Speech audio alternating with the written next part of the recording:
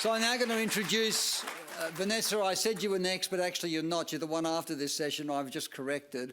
Professor Simon Keeley, a leading gut immunologist and someone I collaborate with very closely. And Simon is going to moderate the next session. Simon, thank you very much. Please come up.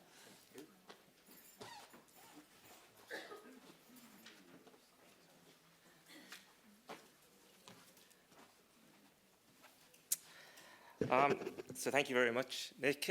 So it's my great pleasure to introduce Professor Paul Moayyedi, who is going to give us a talk on peer review in the age of preprints and predatory journals. Paul is the editor of the top journal in my field, gastroenterology, so I'm very much looking forward to his insights. Thank you.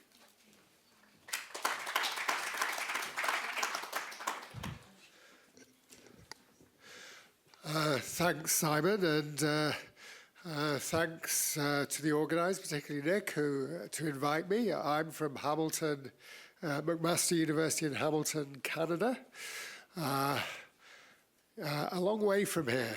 And I'm very pleased to be here, but on the plane journey and the train journey, less pleased, I have to say.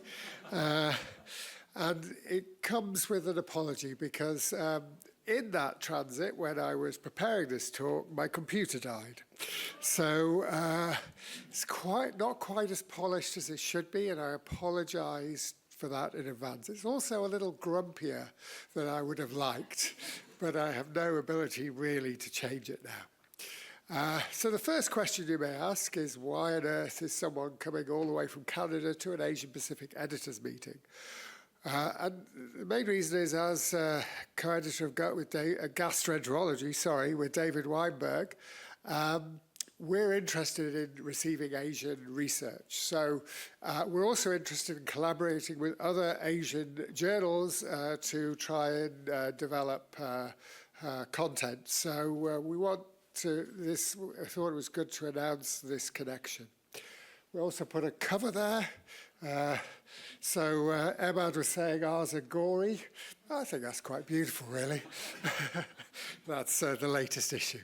And what I will talk about is the history of research publication, as well as then predatory journals and reprints, and in particular, what evidence it has that this impacts peer review. And so we will talk a little bit then about how things will go, in my view, in the future. I think it's important to look at the history because, as Winston Churchill is attributed to saying, the longer you look back, the farther you can look forward. So research journals have been around since about the 17th century. Notably, in the 19th century, you had the Lancet, founded by Thomas Wakley in 1823. You were interested, Emad, when it was. That's when it was. And also Nature, also from London. Norman Lockyer was the editor of that. These started out as individuals who were just interested in putting journals together, sometimes in partnership with editors. But clearly these were quite wealthy individuals with a lot of time on their hands. And that is how journals really started. And publishers published them, but with no real interest in making money. In fact, the people who were editing them often had to pay for the publisher to do that. That model changed over time, and in the early 1900s to 1950s, societies were also producing a lot of journals. This is the first GI journal that's still in existence today, would now be termed the American Journal of Gastroenterology. That was led by the American College of Gastroenterology. And indeed, some societies, such as the Medical Journal of Australia, still are society-led. So that was the model. And basically, what you had was a scientific publications for research that was largely funded by government, that basically catered to individual subscribers who were largely poor scientists and clinicians. So basically what you had was that little money was made because you were giving it to poor researchers, but that money went to societies. Now, post-Second World War, the UK had an idea that they needed to make journals a lot more exciting and interesting. And they conscripted someone who had, so you know him, someone who had moved from Eastern Europe in the Second World War, was a war hero actually, to the UK. And they asked him to improve publishing. And he did this both in the academic world, but also in the journalistic world at the time in the UK. But in the academic world, what he did was form Pergamon Press.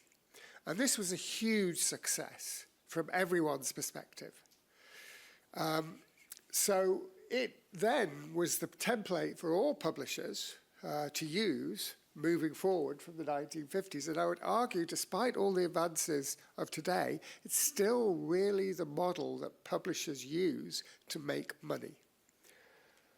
What he realized, which I don't think anyone really thought of at that time, was now it wasn't poor scientists who were buying these journals, it was universities' libraries. And what you had was research funded by government, universities funded by government, wanting to buy the product, which he did make into highly polished and expanding pool of journals. And he made billions of dollars through this, a lot of money at that time. Because basically, when it's the taxpayer, there is a lot less limits on money. And if it's, as I was mentioning in one of my comments, if it's the same people using both, there's actually less restrictions on the amount of money that can be made, as he showed. So he made billions, and he sort of realized that scientists are poor and idealistic, will conduct poor peer review for free, will give editorial stewardship very little money, and will provide the material free and sign over copyright. Imagine J.K. Rowling doing that. But we do it quite freely. And because the government isn't paying, the market forces don't apply. And indeed, this is a quote from an article in The Guardian. The traditional market suppliers pay for the goods, and there was a buyer. But here, the provider of the goods and the buyer are the same people. And he's just inserted himself in the middle and made a ton of money doing it. And that's essentially what all publishers have done since. And Elsevier purchased Pergamon in 1991, and now they're the biggest publishers in the world. They also increased journal subscriptions as soon as they acquired Pergamon. But they also purchased licenses for Society of Journals, such as Gastroenterology, which financially benefits societies. Let me be clear about this. They give the AJ money to actually provide the service. But what they get is recognizable brand quality, high caliber, I think, editorship and peer review, with the exception of me.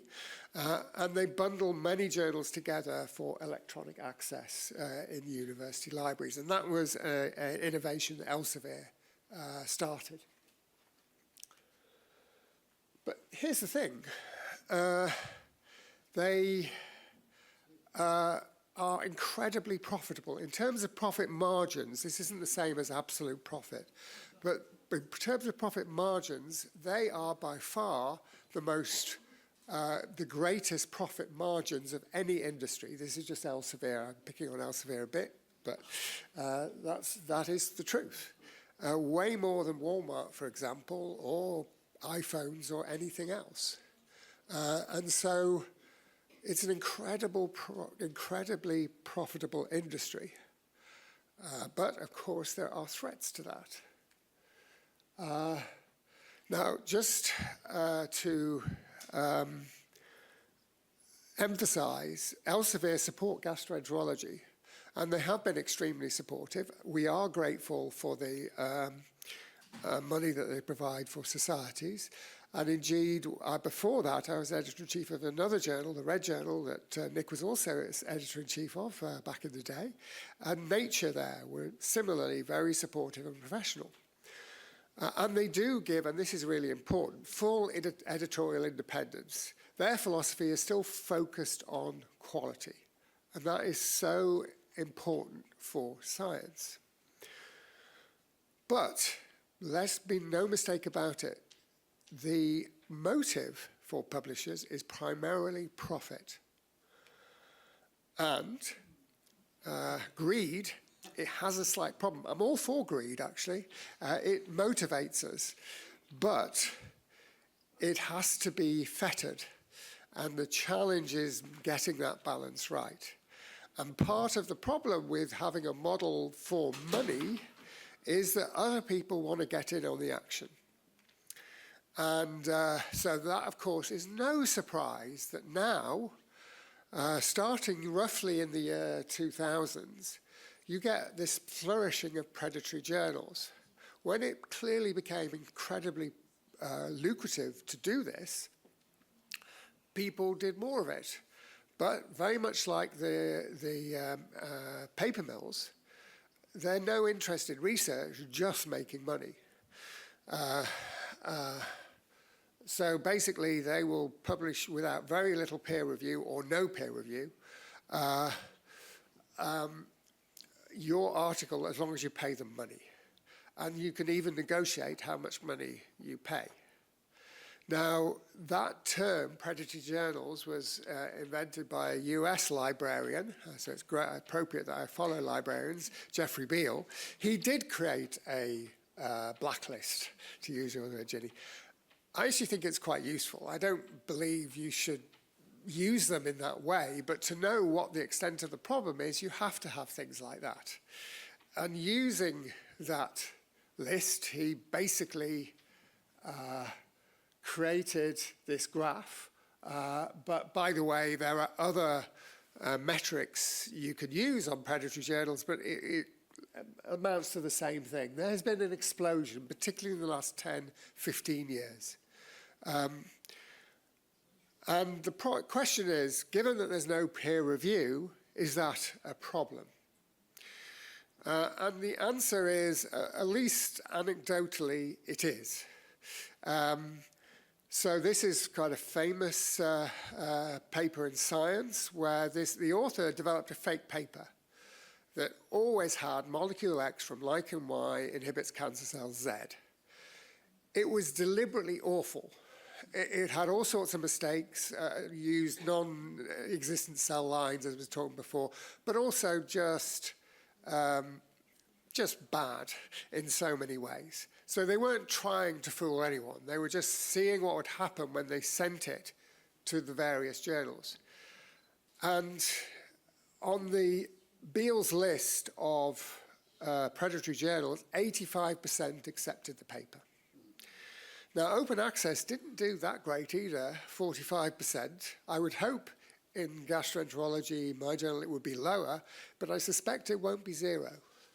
And so the point is we can be fooled, all of us can be fooled by fake research.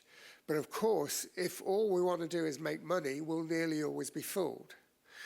The big question is, are they cited? And the answer to that, at least up to now, is not a lot, because at least half have no citations whatsoever. However, there is 1% or so with 32 or more citations, which is, I think, a problem for science, particularly as predatory journals grow and grow and grow. And there is, as I will allude to in a minute, a greater challenge with how these things are interpreted. We can also look at peer reviews from preprint servers and sort of get an idea of whether peer review works. And as was alluded to before from Ginny's talk, these were a minor thing on the landscape pre-COVID, but just blossomed massively in the COVID era, although there are only two main repositories of preprint servers.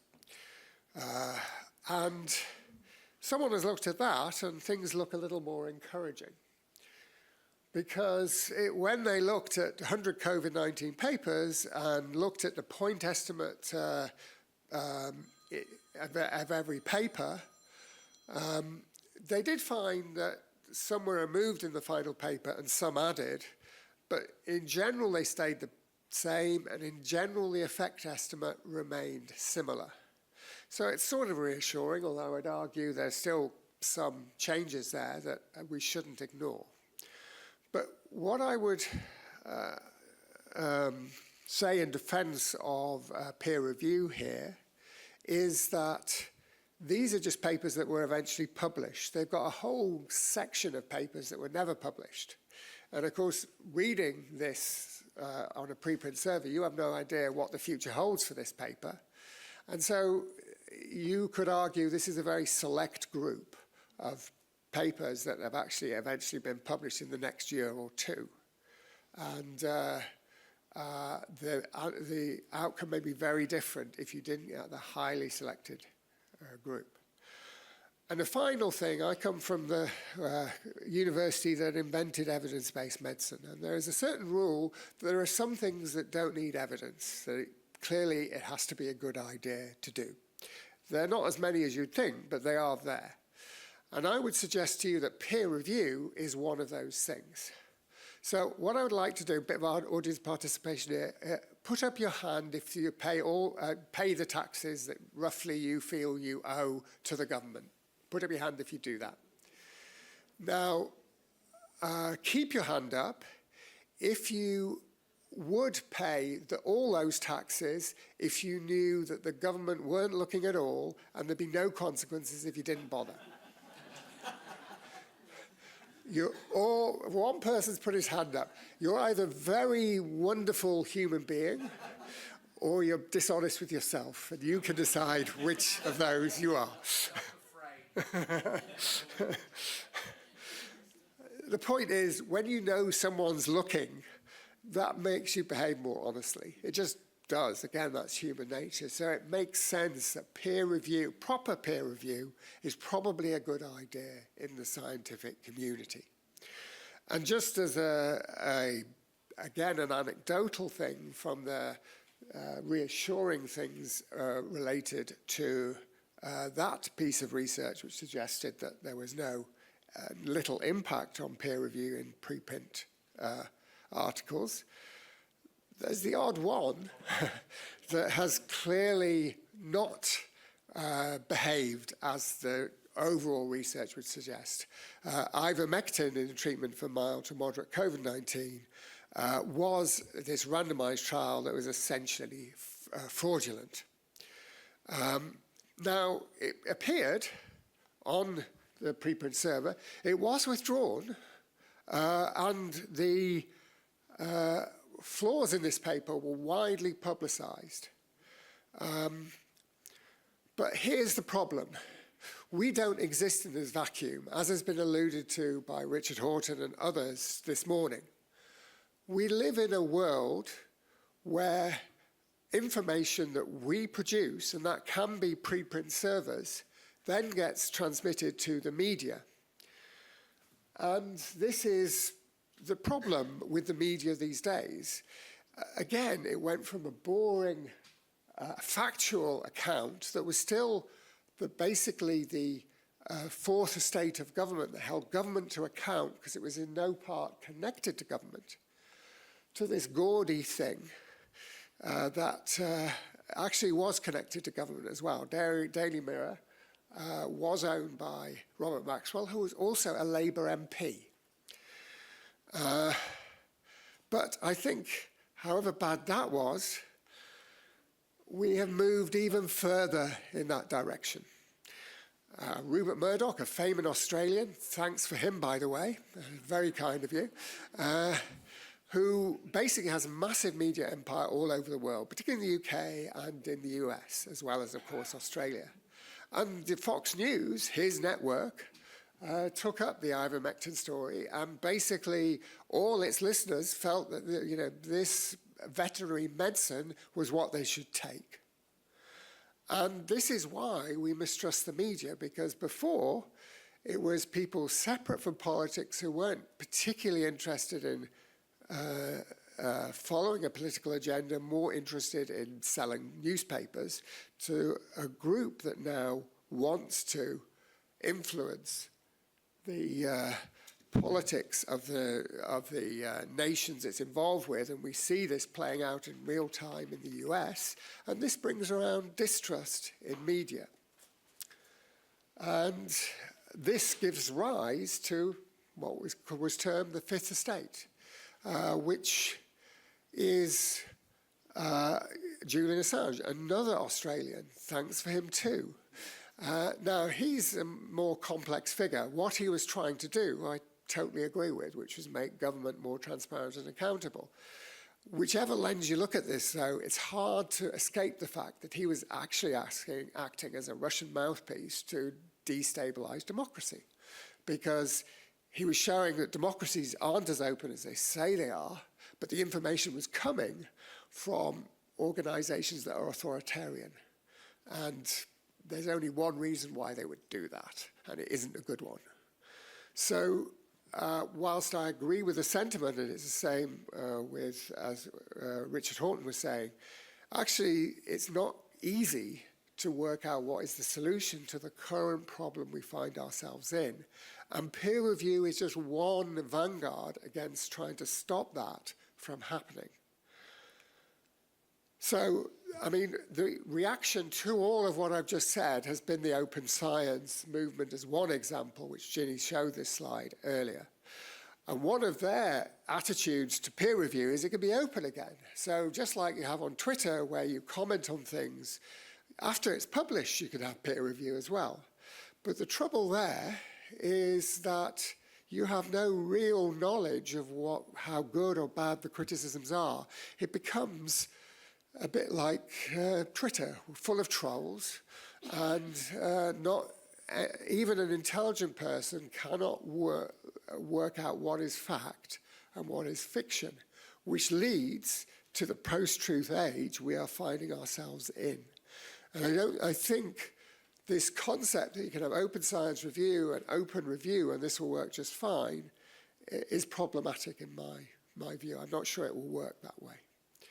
And the trouble is that we have threats to peer review. We have a relative reduction in funding for research, a relative reduction in numbers of people in any given country apart from China who are actually doing reviews, and it becomes more and more specialized, so you need more and more of them. But there's also generational shifts in attitudes, with more emphasis on work-life balance and a more transactional nature of how will this benefit me? Now, I'll get to why I don't think any of these can be sorted that easily, but what I would say is paying for peer review is going to be very expensive. Who's going to pay for research being published anyway? If you've got to pay the peer reviewers, that's a problem. There is other ways, such as just recognition, which Emad talked about. I'll give a little anecdote here. Elementary Pharmacology and Therapeutics had its 25 years anniversary many years ago, and it had the two best reviewers it had the best reviewer for the first 25 years, except it couldn't distinguish between two individuals and all the criteria they had. That was Emad and myself. He's editor of Gut, I'm editor of Gastroenterology. It shows that it actually does work, but emphasizing this to the new generation, I think is going to be challenging, and I don't blame them. This old guy is not getting at the new generation. All they're doing is reflecting societal and political changes. We are moving, more and more countries are becoming authoritarian or more right-wing. Look at Australia, look at UK. they have become more polarizing, more racist countries, and more, it's all what's in it for me. So why do you think the younger generation are not going to think in the same way? So I said history is important. And I would say it's moved from individual researchers starting this to societies to low-profit publishers, and we're now at the high-profit publishers stage. I'm not sure we can sustain this if publishers want to make more and more profit, or indeed the same amount of profit. And we're doing this in a time where right-wing governments, of course, cut tax. And cutting tax makes less money for all of these activities to happen.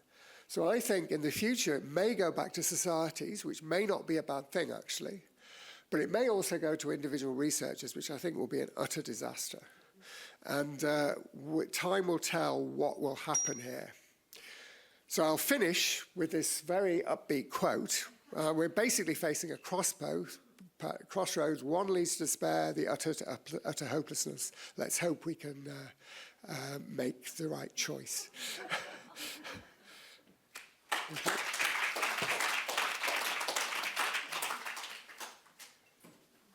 Thank you for that fantastic talk. I think we have a few minutes for questions.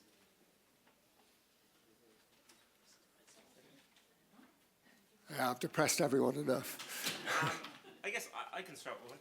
So one of the things that I guess that I see contributing to peer review is the corporatization of institutes, where they're looking for more out of their employees, and there's more, I think you touched on work-life balance, but there's more pressure on academics, which means they have less time for peer review, which perhaps means that the experience of the people doing the peer review that eventually accept it goes down, and then you're getting less expertise in the peer review process. How do you feel that contributes across the scope? So from the top tier journals, which are quite prestigious, down to maybe more society journals, which are maybe further down? Well, I am a society journal, but I would say that my experience is that over time quality has gone down, regardless of what journal you're in. Yeah. It may not be true of the Lancet, by the way, but certainly in pretty high-tier journals, it's an issue. I just feel it's going to be hard to work out a system that rewards peer review. One way may be for institutions like McMaster University or Harvard or Newcastle University to actually start their own journals and make sure their people, review for it. Nick.